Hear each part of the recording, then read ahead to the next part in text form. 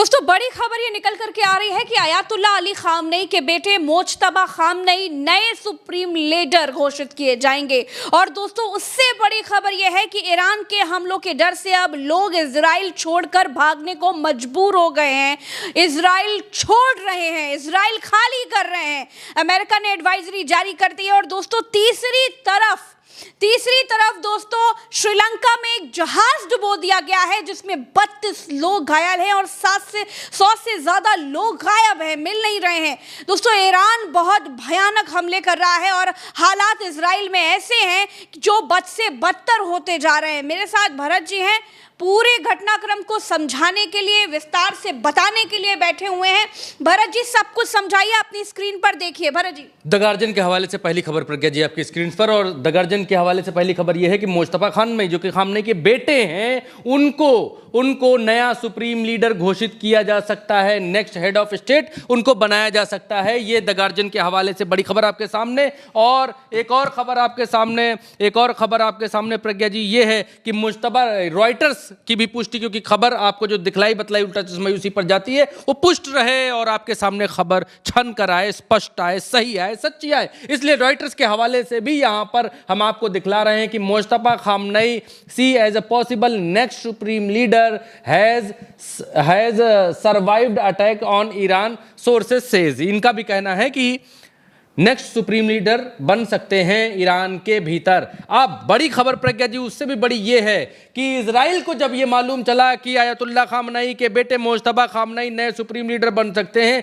तो इजराइल की तरफ से जो इजराइल के रक्षा मंत्री हैं उन्होंने इस बात को कहा है प्रज्ञा जी, वही हेडलाइन आपके सामने, उन्होंने इस बात को कहा है कि अगर अली खामनेई के बाद ईरान में जो भी नया नेता बनेगा उसे भी खत्म कर दिया जाएगा। काटज ने यह भी कहा कि नाम या स्थान से कोई फर्क नहीं पड़ता, इजराइल ने उसे स्थापित किया। ये बात कह रहे हैं Israel vows the kill Iran next supreme leader as a Tehran strikes back. यहां पर इस बात को कहते हुए सबसे बड़ी बात है कि इजराइल ईरान के हमलों को झेल नहीं पा रहा है और उसके बाद भी इस तरह की बातें कर रहा है। ये बताता है कि इजराइल नक्शे से मिट जाना ही चाहता है। शायद प्रज्ञा जी ऐसा कह नहीं सकते हैं, क्योंकि अमेरिका का साथ है इजराइल के साथ में और तमाम देश इजराइल के साथ हैं, लेकिन जिस बहादुरी के साथ ईरान जवाब दे रहा है, उस बहादुरी का सबसे बड़ा जीता जागता नमूना आपकी स्क्रीन के ऊपर है। पीबीएस न्यूज आवर्स के हवाले से यह खबर, और इसमें कहा गया है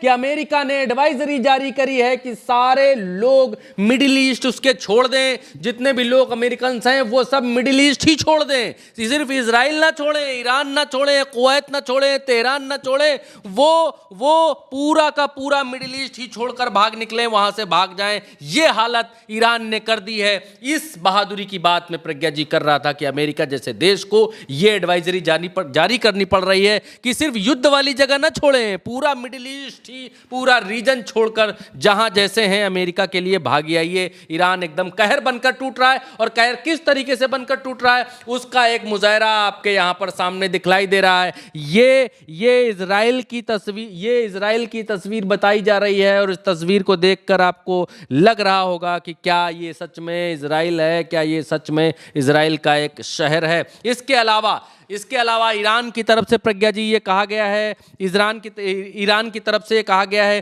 कि तेल अवीव को तुरंत खाली कर दें, क्योंकि ईरान की तरफ से इजराइल का जो शहर है तेल अवीव है राजधानी। प्रज्ञा जी तेल अवीव राजधानी है, और वो इजराइल की राजधानी है, समंदर के किनारे पड़ती है वो राजधानी, और उस राजधानी के ऊपर एक के बाद एक हमले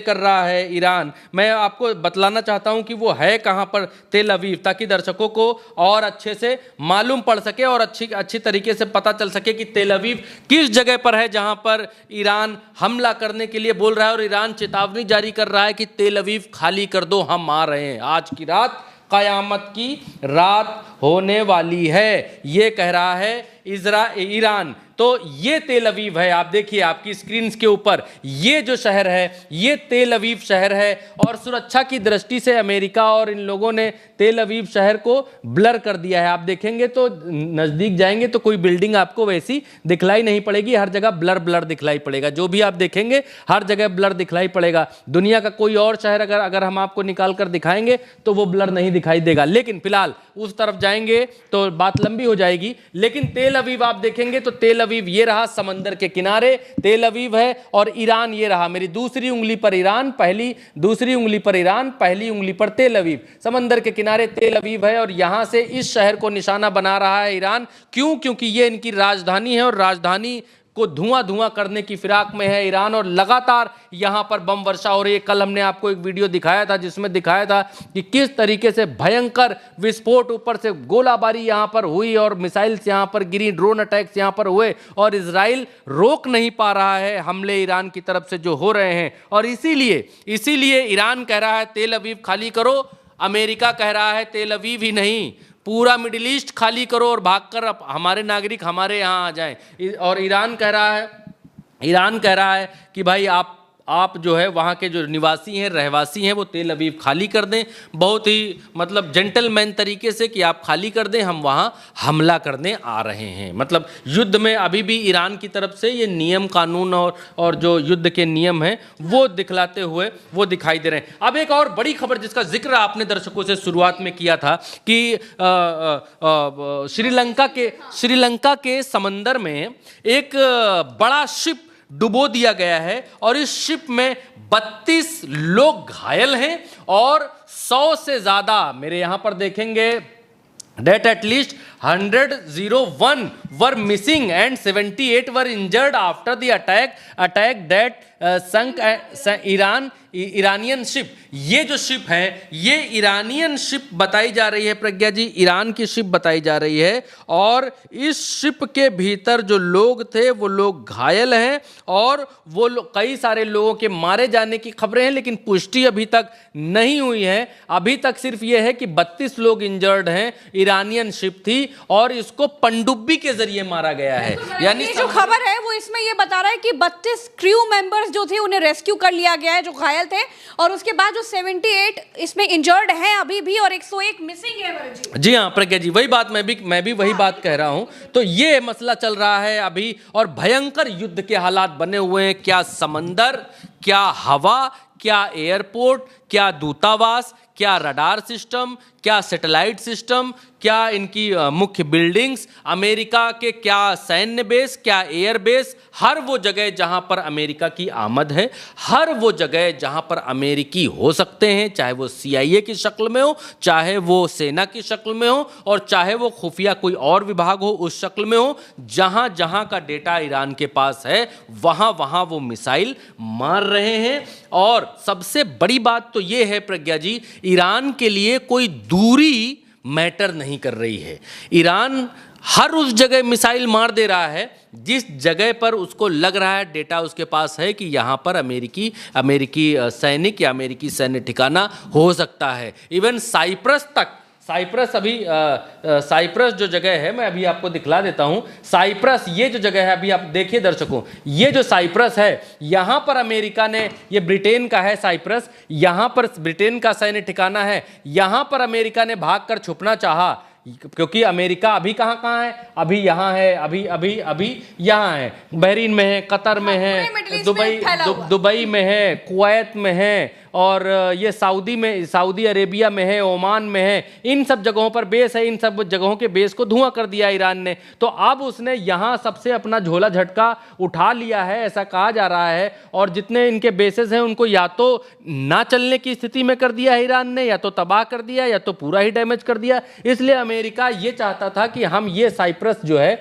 यहाँ से अपना पूरा नियंत्रण करें, क्योंकि ये जो ईरान का ये जो इजराइल का इलाका है, इस इजराइल पर तो वैसे ही बमबारी कर रहा है, तो हम यहां से ऑपरेट करेंगे तो अच्छा रहेगा, लेकिन ब्रिटेन ने इनको दिया नहीं। तो आप एक दूसरे लफ्जों में यह भी कह सकते हैं कि अमेरिका को यहां से अपना बोरिया बिस्तरा इस इलाके से उठा करके भागना पड़ा, क्योंकि इस ईरान यहां पर है और ईरान ने यहां इनको रहने नहीं दिया, और इसलिए ये यहां भाग करके जा रहे हैं। अभी खबरें ये आ रही हैं कि ब्रिटेन से इन्होंने परमिशन ले ली है, कुछ परमिशन इनको मिल गई हैं हल्की फुल्की, लेकिन ब्रिटेन ने अभी लड़ाई या युद्ध करने से मना कर दिया है कि आप हमारे हवाई अड्डे का इस्तेमाल युद्ध के लिए। क्या ये समझा जाए कि वर्ल्ड वॉर 3 की तरफ जा रहा है ये युद्ध? वर्ल्ड वॉर 3 तो अभी नहीं कह सकते हैं प्रज्ञा जी, शुरुआत लेकिन वैसे ही दिख रही है। शुरुआत मींस प्रज्ञा जी ये है कि ईरान अभी ये कह रहा है कि चाहे जो मुल्क हो, जो देश हो, जहां पर भी हो, अमेरिकी सैन्य बेस जहां जहां होगा उस मुल्क को खामियाजा भुगतना पड़ेगा। हम वहां मारेंगे, जरूर मारेंगे, घुस करके मारेंगे। अब ये सर्जिकल स्ट्राइक फिस्ट्राइक जैसा मामला नहीं रह गया है, अब सीधा मिसाइल उड़ती है और एयरबेस पर गिरती है। तो मैं ये बात कह रहा था कि ईरान के लिए किसी भी दूरी तक मार देना, मिसाइल को मार देना, उसको जहाज लेकर के नहीं जाना पड़ रहा, बड़ी बात नहीं है। मिसाइल मार दे रहा, आप कहीं भी बनाइए वहां उड़कर मिसाइल चली आ रही है और वहां गिर जा रही है। इसी वजह से ब्रिटेन ने कहा कि हाय दैया, हमारे यहाँ भैया ना बना लेना बेस वरना आएगी मिसाइल उड़ते हुए, यहाँ आएगी, गिरेगी और हमारा हो जाएगा ध्वस्त, हमारा तो जो है करोड़ों अरबों का नुकसान हो जाएगा और तुम तो झोला झटका उठा लोगे। अरे कहकर स्पेन ने भी मना किया, अरे कहकर चले जाओगे, 11 मजदूर सीमेंट सरिया बाद में हम लगाएंगे, हम उसको ठीक कराते घूमेंगे और दुश्मनी ऊपर से ईरान से हमारी हो जाएगी। तो भैया हमको माफ करो दद्दू, अपना ठिकाना कहीं और ढूंढो। और स्पेन ने कल यही किया, स्पेन ने भी कहा कि भैया अपने जहाज वहाज यहाँ से उठाओ, और स्पेन से तो लेकर के इनको जहाज अपने भागने पड़े, उसने खाली करा लिया तुरंत। जैसे मकान मालिक आता है किराएदार से घर खाली कराता है, वैसे इनके जहाज बोले आउट, हटाओ यहाँ से। और अमेरिका अपने जहाज लेकर के वहां से भागा, वहां से ले जाकर के जहाज जर्मनी की तरफ जाते हुए देखे गए। उधर इन लोगों ने अपने जहाज में रिफ्यूल कराए, फ्यूल वहां जाकर डलवाया भरवाया। तो प्रज्ञा जी आज की तारीख में मसला ये है, मैं एक चीज और बता दूं, अमेरिका ने जो अपना ये पूरा ऑपरेशन रखा है, इस जो मारमूर रहा है, इसका नाम रखा है एपिक फ्यूरी। और जो ईरान अपनी तरफ से मिसाइलें बरसा रहा है, क्योंकि ये सब कोडवर्ड में नाम भी रखते हैं, उनने अपना नाम रखा है ट्रू प्रॉमिस 4, वो अपना नाम ये रखे हुए ट्रू प्रॉमिस, ये बता रहे हैं हम हैं एपिक फ्यूरी, हम एपिक फ्यूरी मार रहे हैं। अब 50,000 अमेरिकी सैनिक लगा दिए हैं अमेरिका ने, कितने? 50,000 प्रज्ञा जी। 200 फाइटर जेट लगा दिए हैं अमेरिका ने, कितने? 200। 2 एयरक्राफ्ट कैरियर लगा दिए। एयरक्राफ्ट मतलब एक बड़ा जहाज, जिस जहाज के अंदर छोटे मोटे और सब जहाज जूझ ये लोग भर करके लाते हैं, वो लगा दिए हैं। और जो है 17 ईरान के जहाज जो हैं वो तबाह करने का दावा अमेरिका कर रहा है कि हमने 17 तबाह कर दिए, और ईरान जो तबाह कर रहा है उस पर अमेरिका कह रहा है कि नहीं वो तबाह, गलती से हो गया, तो फ्रेंडली फाइट में हो गया, फ्रेंडली फाइट, गलती वलती ये सब बता तौर पर दिखाई दे रहा है कि ईरान भारी पड़ रहा है और ईरान भारी पड़ता जा रहा है। और अब जिस तरीके से इजराइल खाली करने को मजबूर हो गए हैं लोग। तो फिलहाल हमारे साथ इतना ही। बहुत बड़ी बड़ी ताकतों के साथ अकेला देश ईरान लड़ रहा है। पूरी दुनिया देख रही है कि ईरान कितनी जाबाजी के साथ लड़ रहा है। तो फिलहाल हमारे साथ इस खबर में इतना ही। आपकी राय जो भी हो कमेंट में बताइएगा, वीडियो को शेयर करिएगा ताकि सच्ची खबरें हर किसी तक पहुंच पाए, ताकि सही बात हर किसी तक पहुंच पाए। चलते हैं, नमस्कार।